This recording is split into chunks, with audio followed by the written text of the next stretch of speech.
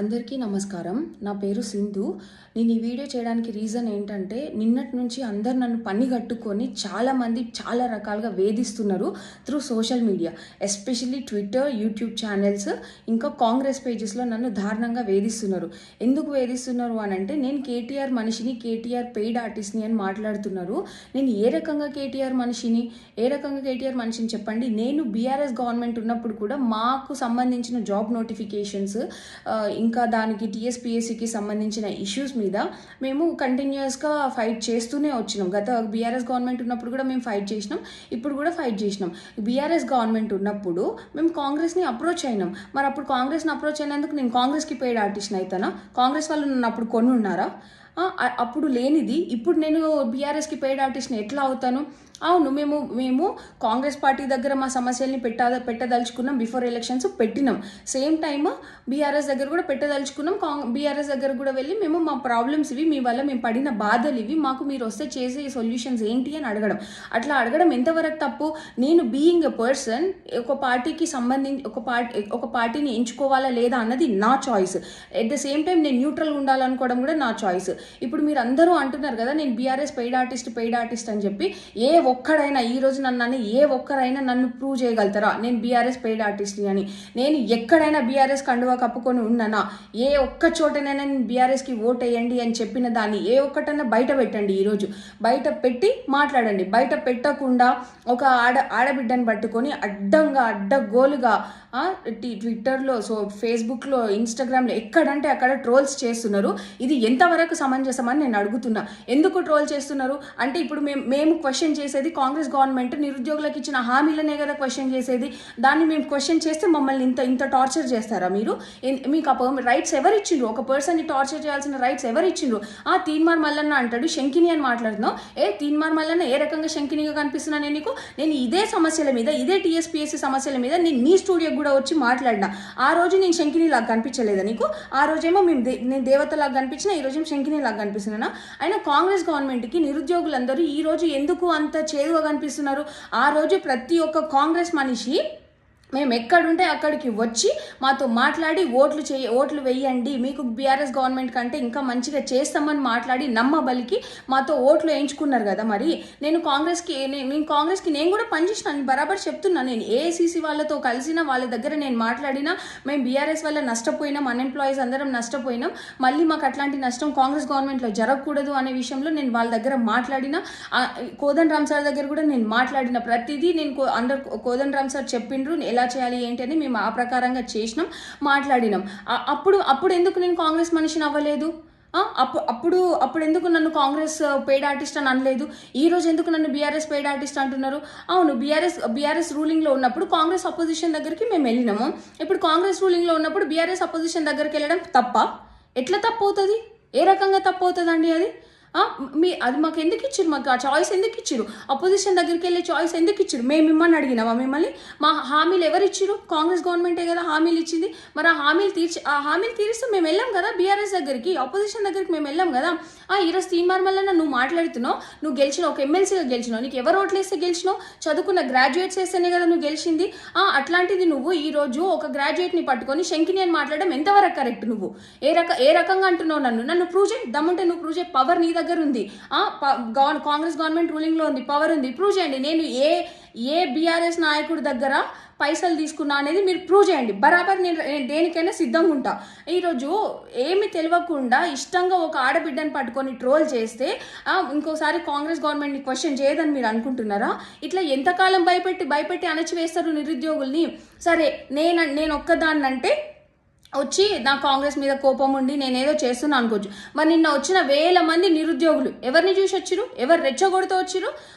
రెచ్చగొడితే 1000 మంది వస్తారు, 2000 మంది వస్తారు, అంతే తప్ప ఇంకా ఎక్కువ రారు కదా. కానీ నిన్న ఎంతమంది వచ్చిరు మీరు కనిపించట్లేదా? మీకు ఇంటెలిజెన్స్ రిపోర్ట్ లేదా? వాళ్ళందరూ ఎందుకు వచ్చిరు? వాళ్ళ కడుపు మండే కదా వచ్చింది.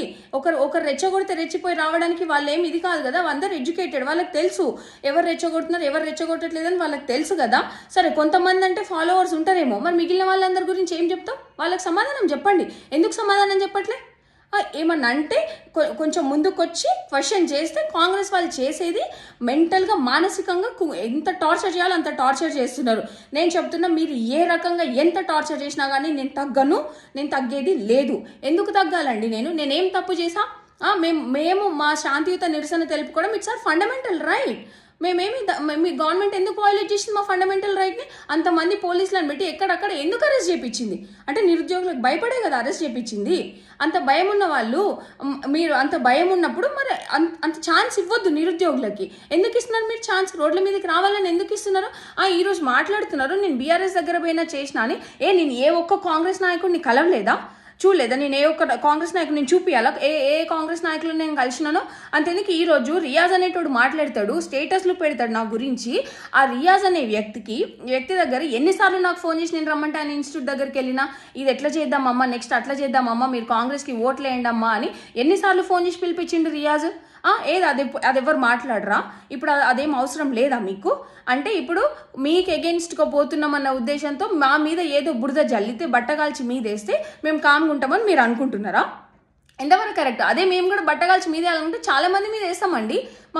మేము అట్లా పోవాలని అనుకోవట్లేదు. కేవలం మాకు గ్రూప్ 2 మా డిమాండ్స్, మా గ్రూప్ 2 and 3 పోస్టులు పెంచాలి, ఎగ్జామ్ డిసెంబర్లో పెట్టాలనేది ఒకటి, ఇంకా గ్రూప్ 1 1:100 చేయాలనే దాని మీద చాలామంది స్టూడెంట్స్ ఫైట్ చేస్తున్నారు. మీరు ఆ ఇష్యూని పట్టించుకోకుండా ఈమె బీఆర్ఎస్ పెయిడ్ ఆర్టిస్టు, ఈయన బీఆర్ఎస్ పెయిడ్ ఆర్టిస్టు అని మా మీద బట్టగాల్చి మా మీద వేస్తే ఉన్న ఇష్యూ సాల్వ్ అవుతుందా? మీకు అంత చేతనైన వాళ్ళు అయితే ఉన్న ఇష్యూని సాల్వ్ చేయండి. అన్ఎంప్లాయ్స్లో ఉన్న అన్రెస్ట్ని తొలగించండి. మీకు అది చేత కాదు, కానీ ముందుండి మాట్లాడేటోళ్ళ మీద బురద చల్లడం మాత్రం చేతనవుతుంది. ఏం తీన్మార్మల్ని శంకిని అని మాట్లాడుతున్నావు? ఏ రకంగా నేను శంకిని చెప్పు? నేను శంకిని అయితే నువ్వేంది? మరి నేను శంకిని అయితే నువ్వేంది? నువ్వు చేసేది ఏంది? నువ్వు చేసిన ప్రామిస్ ఏంది? జీవో 46 వాళ్ళు నీ స్టూడియోకి వస్తే నేను ఆదుకుంటా తమ్మి అని మాట ఇచ్చినోడివి, ఇవాళ జీవో 46 వాళ్ళని అడ్డగోలుగా తిడుతున్నావు. నువ్వు ఘోరంగా తిడుతున్నావు. మళ్ళీ తిట్టిన నువ్వే మొన్న ఎమ్మెల్సీ ఎలక్షన్స్ ముందు ఏమంటారు ప్రచారాలలో మాట్లాడినావు కదా నువ్వు. మీకు గ్రూప్ 1 గ్రూప్ 2 3 పోస్టులు పెంచిపిస్తా, 1:100 చేపిస్తా, జీవో 46 ఇష్యూ టేకప్ చేస్తా, న్యాయం జరిగేలా చూస్తా అన్నావు కదా. మరి నువ్వెందుకు మాట్లాడినావు? అంటే నీ ఎలక్షన్స్కి అవసరం ఉన్నప్పుడేమో వాడుకుంటావా అన్ఎంప్లాయీస్ని, ఎలక్షన్స్ అప్పుడు అవసరం లేకుంటేనేమో శంకిని అని మాట్లాడతావా? ఇవన్నీ అసలు ఎందుకు ఇట్లా చేస్తున్నారు? రేపొద్దున నాకేమన్నా అయితే దీనికి కారణం ఖచ్చితంగా తీన్మార్మల్లన్న రేవంత్ రెడ్డి, కాంగ్రెస్ గవర్నమెంట్ మాత్రమే. ఎందుకు అనంటే ఒక ఆడపిల్ల అనేది కూడా చూడకుండా అడ్డగోలుగా మాట్లాడుతున్నారు. ఇదే ఆడపిల్లని బయటకు వచ్చి బీఆర్ఎస్ గవర్నమెంట్ ముందు ఫైట్ చేస్తున్నప్పుడు ఈ రోజు నన్ను ట్రోల్ చేసే మనుషులే బాగా ఫైట్ చేస్తున్నావమ్మా నువ్వు చెయ్యి, ఇట్లనే మన డిమాండ్స్ మనం సాధించుకోవాలి, అది మన హక్కు అని చెప్పినోళ్ళు ఇవాళ ఎందుకు హక్కు కాకుండా పోతుంది? ఆ రోజు మన డిమాండ్స్ మనం సాధించుకోవాలనుకోవడం హక్కు అయితే ఈ రోజు కూడా హక్కే కదా. కేవలం గవర్నమెంట్ రూలింగ్ పార్టీస్ మారినాయి అంతే. గవర్నమెంట్లో మొన్న బీఆర్ఎస్ ఉంది, ఇవాళ కాంగ్రెస్ ఉంది అంతే తప్ప దానికి మేము హక్కులు సాధించుకోవాల్సిన కెపాసిటీ మాకు ఉంటుంది. డెఫినెట్గా మేము హక్కులు సాధించుకుంటాం. పార్టీ మారినంత మాత్రం రూల్స్ మారుతాయా? గవర్నెన్స్ రూల్స్ మారుతాయా? మారవు కదా. మీరు మరి అంత ఉన్నోళ్ళు మీరు ఎందుకు చర్చలకు రావట్లేదు నిరుద్యోగులతోటి? ఎంతసేపు కోవట్లను పెట్టుకొని వాళ్ళు చెప్పిందే వింటారు కానీ మరి నిరుద్యోగులతో ఎందుకు డైరెక్ట్గా మాట్లాడట్లేదు? సరే బీఆర్ఎస్ గవర్నమెంట్ వాళ్ళు ఎవరికి యాక్సెస్ ఇవ్వట్లేదు, ఎవరు మాట్లాడట్లేదు, ఎవరిని దగ్గర తీసి మాట్లాడట్లేదు అని మాట్లాడుతున్నారు కదా. మరి మీరెందుకు ఇవాళ పిలిచి మాట్లాడట్లేదు? మీరెందుకు అన్ఎంప్లాయీస్ని పిలిచి మాట్లాడట్లేదు? మాతో ఎందుకు చర్చలు జరపట్లేదు? మీరే కదా అన్నది మీకు ప్రజాప్రభుత్వం అనేసి మాట్లాడారు. ప్రజాప్రభుత్వంలో మేము మీ దగ్గరకు వచ్చి అడుగుతాము, మిమ్మల్ని మీతో చర్చలు చేస్తామన్నారు. ఎక్కడ పోయినా చర్చలు? ఈరోజు చర్చలు పక్కన పెడితే మనుషుల్ని పర్సనల్గా అటాకులు చేపిస్తారా మీరు? మా స్టూడెంట్స్లోనే కొంతమందిని కొనేసుకొని వాళ్ళతోటి పర్సనల్ లెవెల్ అటాకింగ్స్ చేపిస్తున్నారు. నేను చెప్తున్నా, ఈరోజు రేపు పొద్దున్న నాకేమన్నా జరిగితే, నాకు కానీ నా ఫ్యామిలీకి కానీ ఏమన్నా నష్టం జరిగితే దానికి కారణం తీన్మార్ మల్లన్న, ఇంకా రేవంత్ రెడ్డి, ఇంకా కాంగ్రెస్ గవర్నమెంట్లో ఉన్న పెద్దలు. ఇది మాత్రం 100%. ఎందుకంటే నన్ను ఎంత మానసికంగా వేధించాలో అంత మానసికంగా వేధిస్తున్నారు. మానసికంగా వేధించినా సరే నేను ఒకటి చెప్తున్నా, నేను బీఆర్ఎస్ పెయిడ్ ఆర్టిస్ట్, నేను బీఆర్ఎస్ మనిషిని, బీఆర్ఎస్ నుంచి నేను పైసలు తీసుకున్నా అని ఈరోజు నా మీద ట్రోల్స్ చేసిన ఏ ఒక్కడైనా ప్రూవ్ చేసినా నేను దేనికైనా నేను సిద్ధంగా ఉన్నా. ప్రూవ్ చేయండి, మాటలు అనడం కాదు, ప్రూవ్ చేయండి, ప్రూవ్ చేసి చూపించండి. పవర్ ఇవాళ మీ చేతిలోనే ఉంది. ప్రూవ్ చేసి చూపించండి, చూపించిన తర్వాత మాట్లాడండి. అంతే తప్ప ఊరికేనే బట్టగాడ్చి మీదేస్తా శంకిని ఇట్లాంటి పదాలు మాట్లాడితే మాత్రం నేను ఊరుకునేది లేదు. లీగల్గానైనా నేను పోవడానికి సిద్ధంగా ఉన్నా.